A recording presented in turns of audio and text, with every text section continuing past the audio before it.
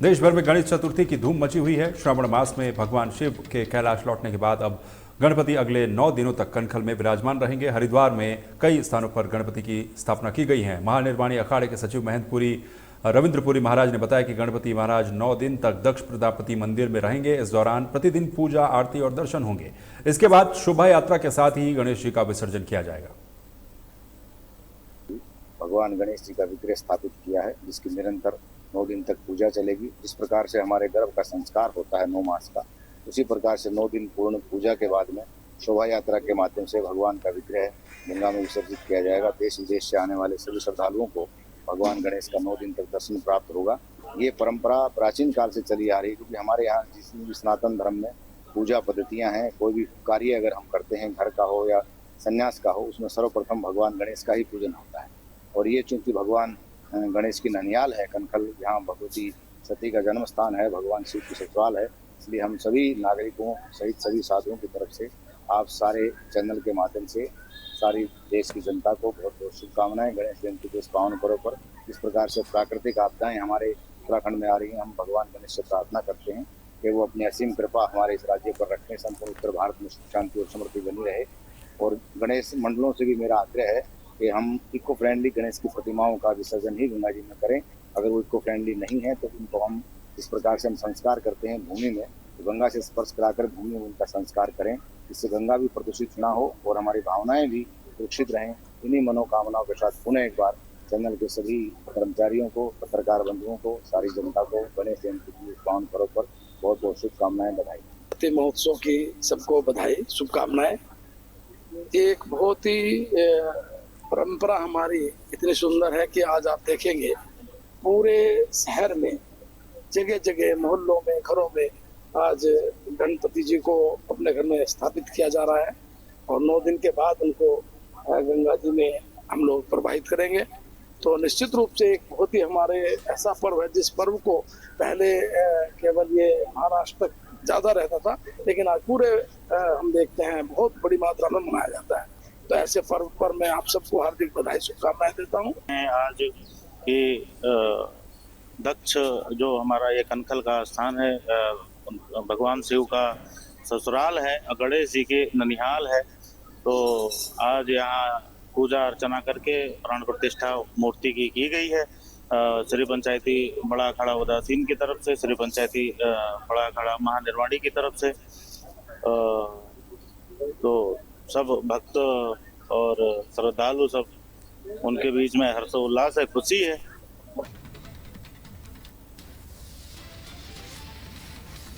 वहीं बीती रात को 10:04 पर नैनीताल के मलीताल स्थित मोहनको चौक के एक मकान में भीषण आग लग गई, जिससे इलाके में हड़कंप मच गया। शुरुआती जांच में आग लगने की वजह शॉर्ट सर्किट बताई जा रही है।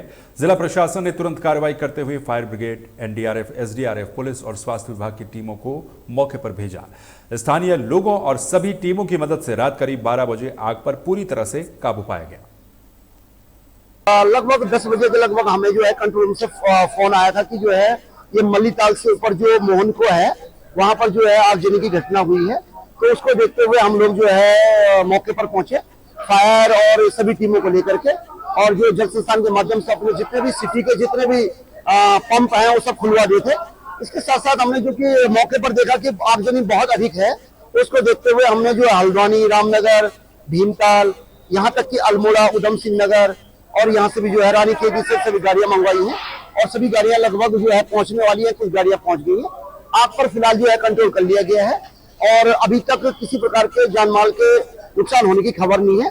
लेकिन इसके बाद हम जो है एनडीआरएफ के माध्यम से एक सर्च ऑपरेशन चलाएंगे। यदि किसी इस प्रकार से होगा तो उसका। वहीं राष्ट्रीय खेल दिवस से ठीक पहले मिथिलेश सनातन धर्म इंटर कॉलेज में एक बड़ा कार्यक्रम हुआ। इसे district wushu association, dynamic sports club और जन अधिकार अभियान ने मिलकर आयोजित किया। कार्यक्रम की शुरुआत स्वामी भूपेंद्र प्रकाश और डॉक्टर विशाल गर्ग ने दीप जलाकर की। समाज सेवी डॉक्टर विशाल गर्ग ने युवाओं से कहा कि वे खेल को अपना करियर बनाएं, क्योंकि आजकल इसमें बहुत सारे मौके हैं। उन्होंने बताया कि केंद्र सरकार, उत्तराखंड सरकार खिलाड़ियों को बहुत बढ़ावा दे रही है, जिससे हमारे खिलाड़ी देश का नाम रोशन कर रहे हैं।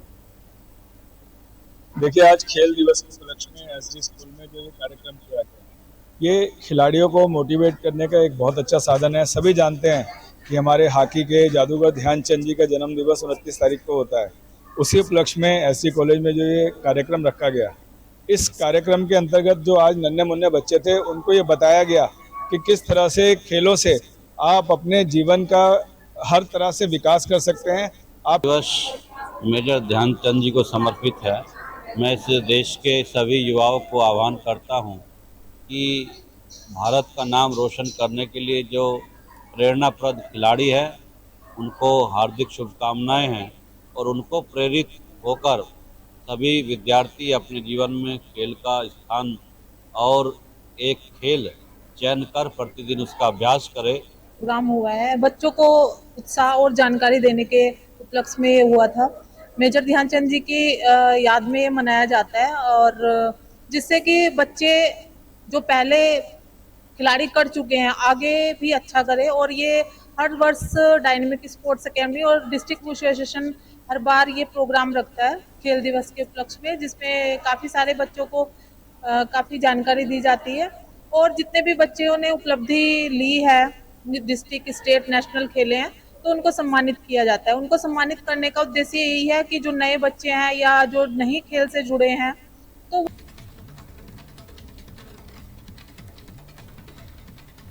वहीं रुड़की के सिविल अस्पताल को एक खास तरह की एम्बुलेंस मिली है जो एक ई रिक्शा से बनाई गई है। ये एम्बुलेंस एक व्यक्ति ने अपने माता पिता की याद में अस्पताल को दान दी है ताकि गरीब मरीजों को आने जाने में मदद मिल सके। ये एम्बुलेंस सिविल अस्पताल के लिए बहुत ही काम की साबित होगी क्योंकि इसे चलाने में कोई भी पेट्रोल या फिर डीजल नहीं लगता है। अस्पताल के सीएमएस AK मिश्रा ने बताया कि इस एम्बुलेंस को इमरजेंसी से वार्ड तक कोई भी आसानी से ले जा सकता है, जिससे सभी मरीजों को इसका फायदा मिलेगा।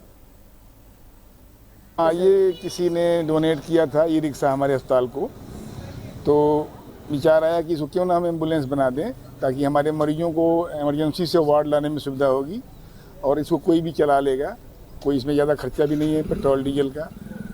तो ये हम सब ने मिल के इसको इनसे यही राय दी कि आप इसको एम्बुलेंस में कन्वर्ट कर दो, उससे हमारे मरीजों को फ़ायदा होगा, काफ़ी फ़ायदा होगा भी। सर जैसे बड़ी एम्बुलेंस का हाँ इसका फ़ायदा होगा चूँकि छोटा है, गली में जा सकता है, हमारे वार्ड में आ सकता है लेके मरीज को, ये सारे फ़ायदे इसके। ऐसी एम्बुलेंस हाँ पहली बार हमने यहाँ पे किया है डोनेट करने के बाद में। ये हमारे मतलब उत्तराखंड का नया है जी। कैपेसिटी इसमें एक मरीज और अटेंडेंट साथ में 2 बैठ सकते हैं। जिस पर ये हमने फादर की श्री सगूर अहमद और अपनी माताजी जरीना की उसमें याद में पुण्यतिथि में ये हमने राजकीय चिकित्सालय को ये हमने भेंट किया है। हमारी शुरू से ये इच्छा थी, हमारा AM मोटर का शोरूम है, शोरूम भी हमने इसी उद्देश्य से चला रखा है कि हम एक गरीब आदमियों की सेवा करें। सेवा भाव के हिसाब से हमने ये डोनेट की है और आगे भी हम इस तरीके से कार्य करते रहेंगे। जैसे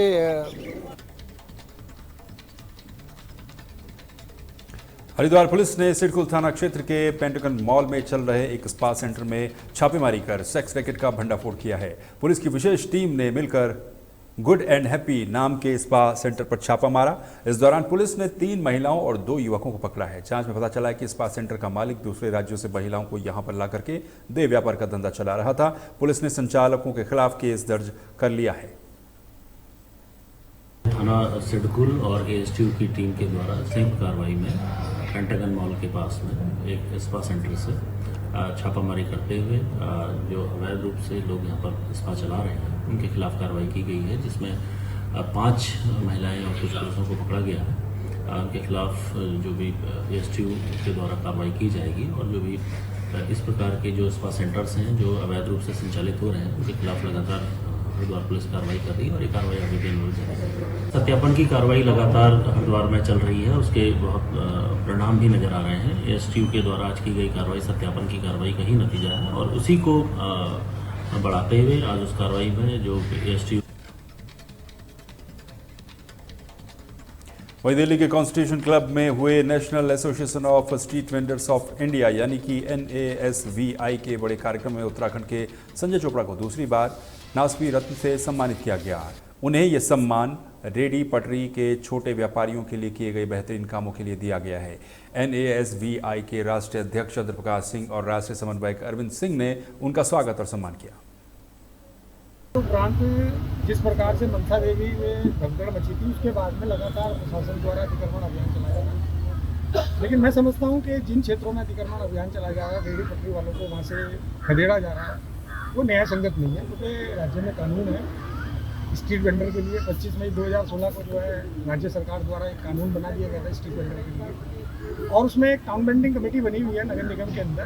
टाउन बेंडिंग कमेटी के जो चेयरमैन है वो हमारे आयुक्त महोदय, और उसमें जो सामान्य प्रशासन है जिसमें जिला अधिकारी के प्रतिनिधि के रूप में सिटी मजिस्ट्रेट में रहते हैं, पुलिस के प्रतिनिधि के रूप में जो है CO सिटी रहते हैं, SP सिटी रहते हैं, तो वेंडर की समस्या के लिए। और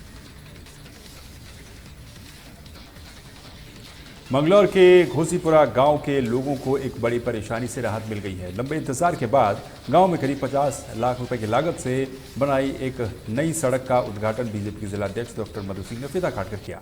आपको बता दें कि ये सड़क बीजेपी नेता करतार सिंह भड़ाना के प्रयासों और मुख्यमंत्री पुष्कर सिंह धामी की घोषणा के बाद बन पाई। इस सड़क पर मौके पर बड़ी संख्या में ग्रामीण मौजूद रहे।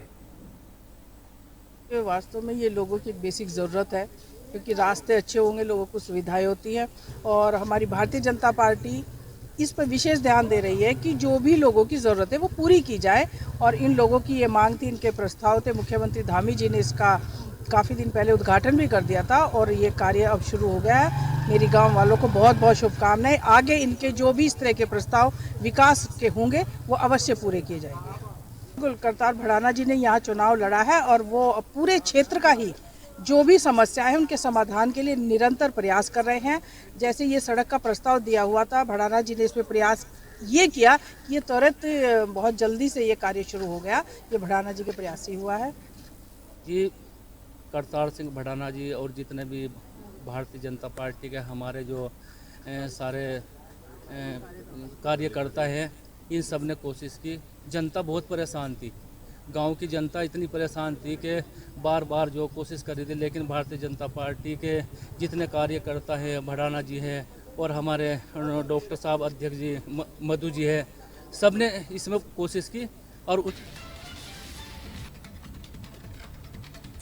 मंगलौर की गुड़ मंडी में भारतीय किसान यूनियन के कार्यालय पर किसानों ने एक सभा का आयोजन किया। इस सभा की शुरुआत 28 अगस्त 2001 को किसान आंदोलन के दौरान शहीद हुए बरहेड़ी के किसान रघुवीर सिंह को श्रद्धांजलि देकर की गई। श्रद्धांजलि के बाद किसानों ने बहादुराबाद में पिछले 5 दिनों से चल रहे धरने पर चर्चा की। किसानों ने बताया कि आंदोलन के बाद उत्तराखंड के मुख्यमंत्री ने उन्हें आश्वासन दिया कि स्मार्ट मीटर किसी की मर्जी के बिना जबरदस्ती नहीं लगाए जाएंगे। उन सब बातों की घोषणा वहाँ DM और SSP ने जाकर खुद करी, तो हम उनकी इस पहल का स्वागत करते हैं कि सरकार को किसान के नज़दीक रहना चाहिए। ऐसे ही तो ये उनकी एक अच्छी पहल थी। स्मार्ट मीटर को लेकर क्या आश्वासन दिया? स्मार्ट मीटर को तो सबने सुन लिया, जिसकी इच्छा लगवा ले, जिसकी इच्छा नहीं है तो आज़ादी तो है। मानो भाजपा वाले न लगवा लिया, जो हम क्या कैसे रोक देंगे। लेकिन कोई जबरदस्ती नहीं है, जबरदस्ती कोई करेगा तो हम है ये टिकट से ना है, देख लीजिए। ऐसा थोड़ी आज़ादी हम आज़ादी में रहना। आज पुण्यतिथि मनाई गई है, किन की मनाई गई है? शहीद रघुवीर सिंह 2001 को 28 अगस्त को, और गोली चली थी यहाँ, और गोली में वो शहीद हो गए थे। हम भी उसमें थे, हम लोग भी सब उसमें भाई बहुत छुटमुट घायल थे। और 5 बजे से लगाकर रात के 12:30 दिन के 12:30 बजे तक युद्ध चला था। एक तो जो हमारा बहुत बड़ा ऐतिहासिक आंदोलन हुआ 5 दिन तक, जो टोल प्लाजा पर चला, उसकी समीक्षा करी गई पूरी के आंदोलन में क्या सफलता मिली, क्या हमने खोया, क्या पाया। और एक जो हमारा 2001 में यहाँ हरिद्वार बचाओ आंदोलन चला था, यहाँ पुलिस की और किसानों की गोली चली थी। पुलिस ने 79 किसानों पर गोली चलाई थी। जो हरिद्वार बचाओ आंदोलन चल रहा था उसमें हमारे एक लिबरेटी के किसान शहीद रघुवीर सिंह जी शहीद हुए थे। आज उनकी यहाँ पुण्यतिथि भी मनाई गई, उन्हें याद करा गया और उनके पद चिन्हों पर चलने की कार्यकर्ताओं पदाधिकारियों से अपील करी गई। कब मामला था जिनकी ये 2001 में जब यहाँ हम हरिद्वार को उत्तराखंड से अलग करने की लड़ाई लड़ रहे थे गुड़ मंडी मंगलौर को, तो यहाँ 8 दिन तक नेशनल हाईवे जाम रहा था। तो पुलिस ने 28 अगस्त को यहाँ सुबह 5 बजे 79 किसानों पर गोली चार्ज करा था, लाठी चार्ज करी थी, गोली चलाई थी। तो देखो जी, हमें तो अपने छोटे को इतना वो है नहीं, हम तो नई उम्र के जवान हैं, पर लेकिन उनका क्या होगा जो गरीब मजदूर आदमी है, जिनके घर एक ही कमाने वाला, अकेला कमाने वाला आदमी, और भाई बच्चे पालने उसे, छोटे मजदूर, दिहाड़ी मजदूर करने वाले आदमी, उनकी गवाही कौन देगा? सरकार कोई सुनने को राजी नहीं है, मोदी सुनने को राजी नहीं है। और भाई अगर लाठी चार्ज करी भी तो हम पीछे हटे नहीं, हम वहीं बैठे रहे, डटे रहे।